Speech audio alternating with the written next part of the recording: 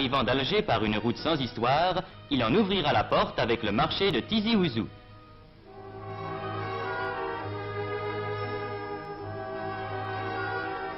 Déjà, il aura rencontré par centaines sur la route ces paysans venus de 20 km à la ronde, à pied ou à dos de mulet, poussant leurs bêtes. Et il se trouvera soudain au détour de la route, devant une foule bigarrée d'où monte une immense poussière et un infini brouhaha. C'est le marché.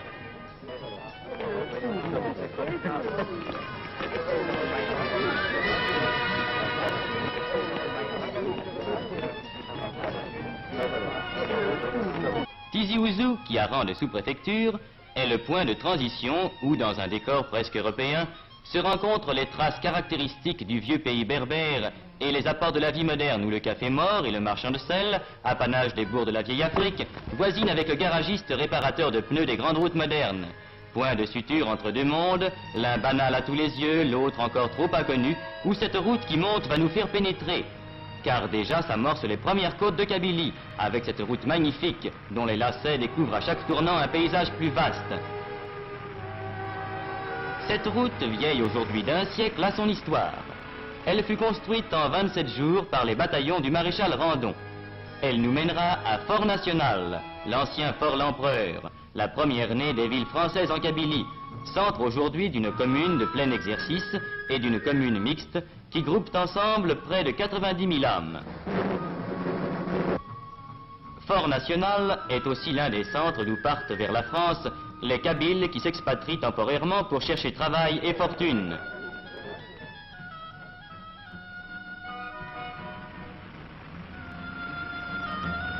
C'est de là que s'en vont ces travailleurs que les mines et les usines françaises emploient volontiers pour leur qualité, laissant au pays les femmes et les vieillards.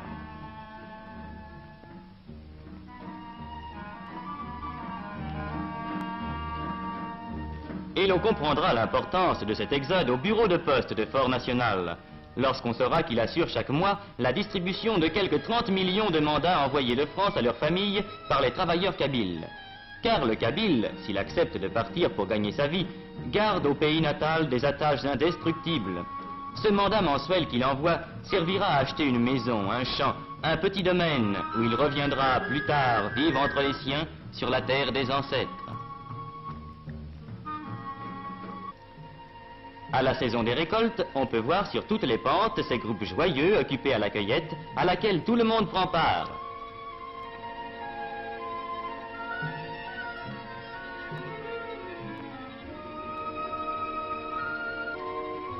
Pittoresque Kabyle.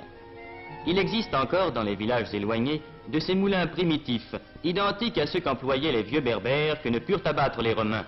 Meules qu'ont remplacé aujourd'hui les moulins modernes établis depuis une cinquantaine d'années dans les centres, mais qui continuent à verser le chaud liquide jaune d'or qui fera la joie du foyer.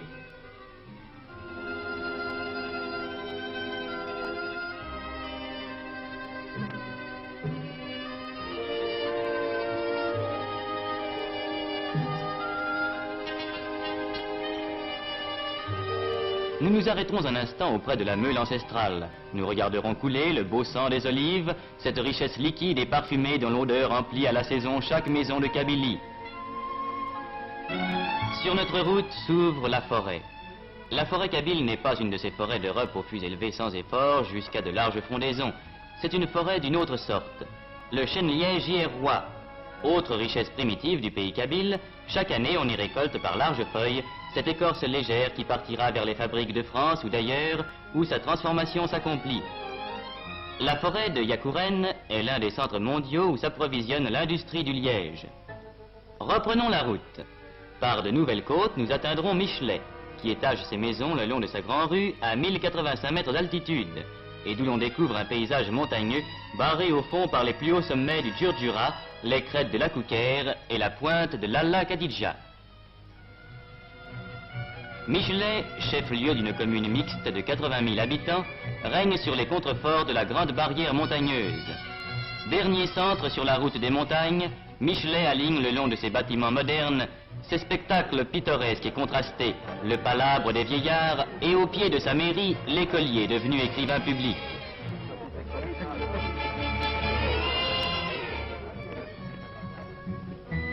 Ici, comme en d'autres centres de Kabylie, la prévoyance française a créé un dispensaire régulièrement fréquenté par la population, dont la mortalité enfantine se trouve aujourd'hui considérablement réduite. En Kabylie aussi, l'apport français a été de créer pour ce peuple terrien une école d'arboriculture, où jeunes Français et jeunes Kabyles apprennent l'art complexe de la greffe et de la plantation, la science de l'arbre qui dans l'avenir décuplera peut-être la richesse de la Kabylie en faisant un vaste verger.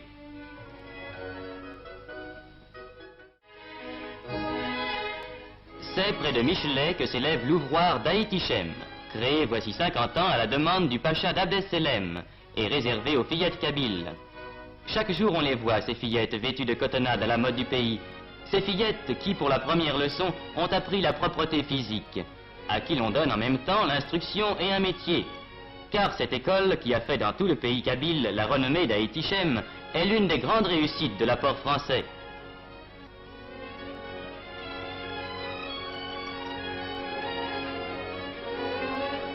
Ces fillettes, une fois sorties de l'école, font prime sur le marché du mariage. Elles parleront français et sauront, selon les meilleures techniques, tisser ces étoffes et ces tapis d'un dessin subtil et d'un art à la fois primitif et compliqué qui compte parmi les témoignages de l'art berbère. Mais ces fillettes témoignent aussi de l'importance qu'a prise en Kabylie l'assistance médicale depuis 100 ans. À Michelet, et c'est un exemple entre autres, les fillettes d'Aït-Ichem vont régulièrement subir un examen de santé à l'hôpital Sainte-Eugénie, où le personnel et le matériel répondent aux plus extrêmes exigences.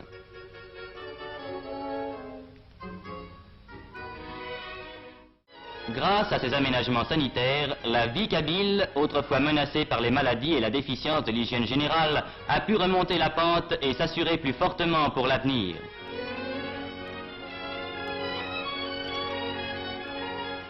Mais c'est une marque de la continuité de cet effort que ces adductions d'eau, que ces barrages qu'on voit peu à peu surgir dans les vallées encaissées. Demain, ils permettront de créer dans tous ces villages perchés sur leurs pitons, grâce aux centrales électriques dont certaines sont déjà en action et d'autres en plein achèvement, plus de travail et plus de bien-être.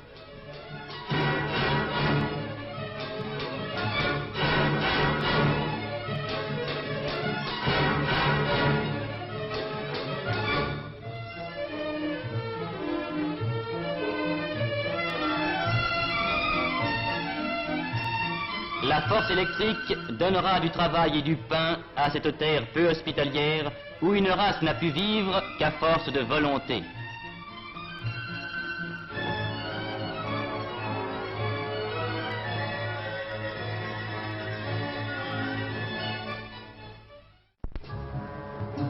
Déjà, la route qui permet les échanges, qui facilite les transports, a été le premier bienfait. Le Kabyle, enfermé dans ses montagnes et qui n'avait que des sentiers, en connaît maintenant le charme et l'utilité. Grâce à elle, les voisinages sont plus fréquents, les transactions plus commodes.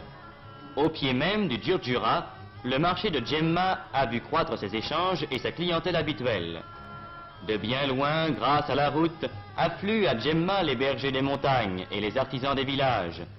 Au milieu d'une forêt d'oliviers, au bord d'une rivière qui ne tarit jamais, le marché de Djemma mêle la foule bruyante des marchés de tous les pays autour des éventaires pittoresques.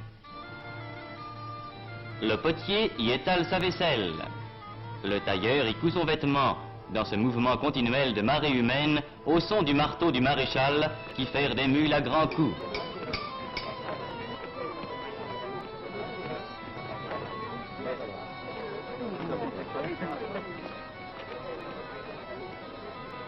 Mais la caractéristique de Djemma, c'est son marché aux bestiaux et sa boucherie en plein vent, où en l'espace d'une journée, des centaines de bêtes passent à l'abattoir.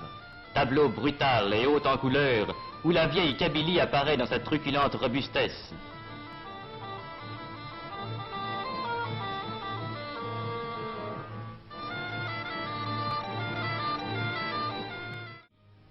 On ne connaîtrait pas la Kabylie sans avoir vu ces 6 villages qui en sont proprement le cœur. Sans doute, depuis l'ère française, les villages ont changé. La dure silhouette du château d'eau qui domine Aït Larba en est le premier témoignage.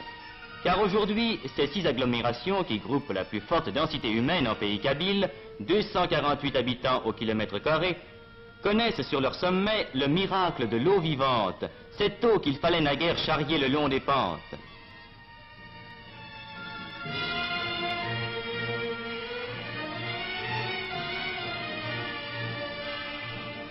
village de Beni Yeni, le centre de l'artisanat kabyle.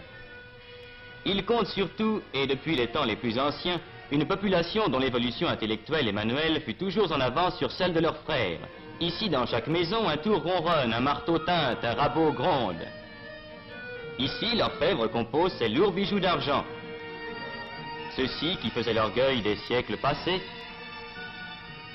ceux-là auxquels l'époque a donné un nouveau tour. Là, l'ébéniste ajuste ses coffrets délicats incrustés de nacre ou d'ivoire, dont les dessins gardent le caractère d'un art particulier resté pur des apports étrangers.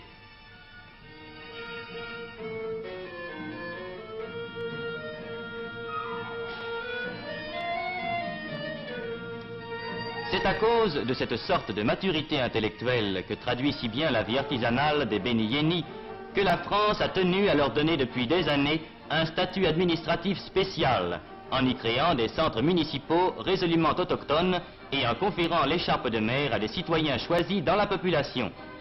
Cette innovation a depuis été grandement élargie, mais ce sera l'orgueil de la Kabylie d'avoir en Afrique du Nord donné les premiers musulmans saints de l'écharpe tricolore.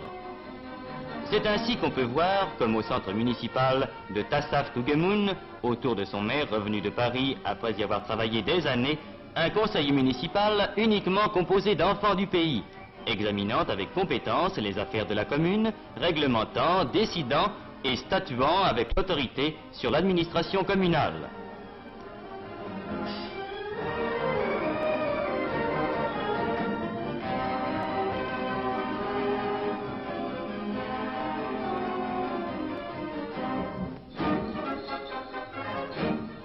C'est pour une part aussi à cette maturité de la Kabylie prise comme exemple que l'exercice du droit de vote a pu être instauré dans l'Algérie sans difficulté et sans trouble moral. La démocratie est d'ailleurs depuis toujours dans les usages et dans la vie du pays, et il n'est pas inutile de rappeler que les Kabyles ont de tout temps vécu au milieu de leurs montagnes dans l'usage journalier des règles de la vie démocratique.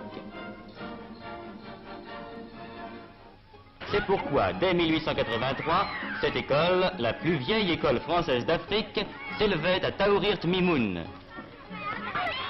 Vieux mur où depuis plus de 60 ans sont passées plusieurs générations de Kabyles et où sans conteste s'est forgé dans les âmes des enfants qui y passèrent le vrai sentiment de la solidarité française.